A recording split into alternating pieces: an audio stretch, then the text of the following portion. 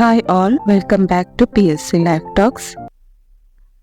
ഇൻ്റർവ്യൂകളിൽ തുടർച്ചയായിട്ട് ഇപ്പോൾ ചോദിച്ച് കണ്ട ഒരു ടോപ്പിക്കാണ് ഡയറ്റ് എന്നത്.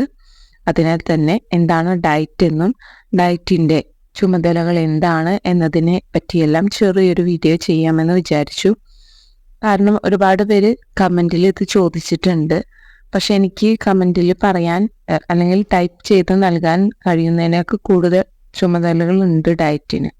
അതുകൊണ്ട് തന്നെ നമുക്ക് എന്താണ് ഡയറ്റ് എന്നും അതിൻ്റെ ചുമതലകളെ പറ്റിയും നമുക്കൊന്ന് ചർച്ച ചെയ്യാം. ഡയറ്റ് എന്നത് ജില്ലാ വിദ്യാഭ്യാസ പരിശീലന കേന്ദ്രമാണ്. 1956 ദേശീയ വിദ്യാഭ്യാസ നയം വന്നിട്ടുണ്ടല്ലോ. അതിൻ്റെ ഭാഗമായിട്ടാണ് റവന്യൂ ജില്ലാടിസ്ഥാനത്തിൽ ഡയറ്റൊക്കെ സ്ഥാപിക്കുന്നത്. ഇതിനെ തുടർന്ന് 3 ഘട്ടങ്ങളിലായിട്ട് ഡയറ്റ് സ്ഥാപിച്ചു.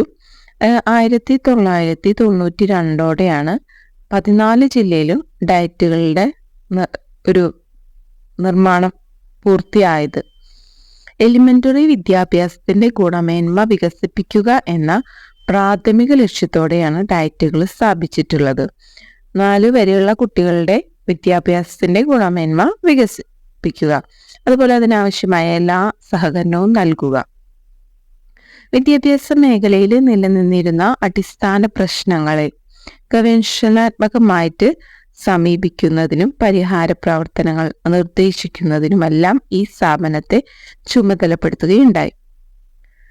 അതുപോലെ തന്നെ ഏറ്റവും ഇമ്പോർട്ടൻ്റ് ആയ മറ്റൊരു കാര്യമാണ് ടീച്ചേഴ്സിൻ്റെ ട്രെയിനിങ്. ഇതും ഡയറ്റ് വഴിയാണ് നൽകുന്നത്. പ്രീ സർവീസ്, ഇൻ സർവീസ്, ഇങ്ങനെ 2 വിഭാഗങ്ങളിലായിട്ട് 7 ഫാക്കൽറ്റികളാണ് ഡയറ്റിൽ ഉള്ളത്. പ്രീ സർവീസ് ടീച്ചർ എഡ്യൂക്കേഷൻ, അതായത് PSTE എന്നറിയപ്പെടുന്നു. ഇത് ഫാക്കൽറ്റിയുടെ നേതൃത്വത്തിൽ 40-ലധികം അധ്യാപക വിദ്യാർത്ഥികൾക്ക് 2 വർഷം അധ്യാപക പരിശീലനം കൊടുക്കുന്നുണ്ട്.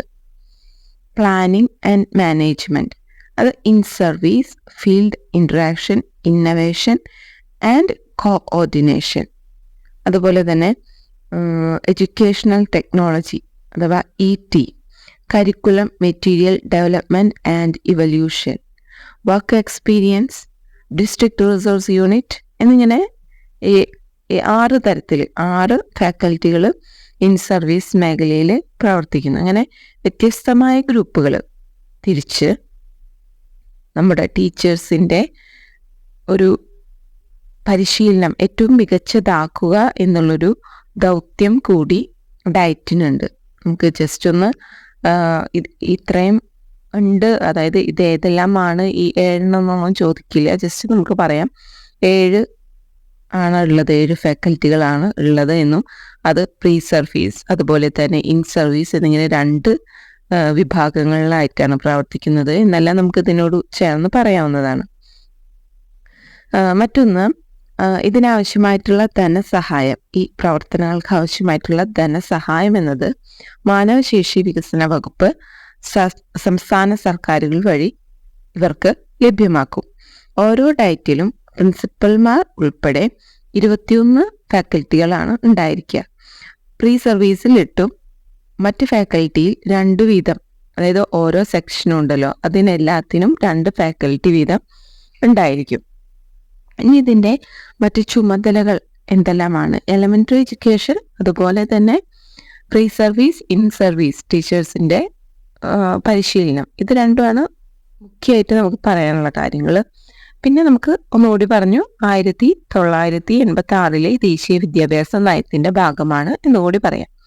പിന്നെ നമുക്കിതിൻ്റെ ചുമതലകളെ പറ്റിയിട്ടാണ് പറയാനുള്ളത്. സബ് ജില്ലാ വിദ്യാഭ്യാസ ജില്ലാ തലങ്ങളിലുള്ള വിദ്യാലയങ്ങളുടെ അക്കാദമിക ചുമതല ഇവർക്കാണ്. അതുപോലെ സമഗ്ര ശിക്ഷ കേരള പദ്ധതിയുടെ ഭാഗമായിട്ടുള്ള BRCയുടെ അക്കാദമിക ചുമതല ഇവർക്കാണ്.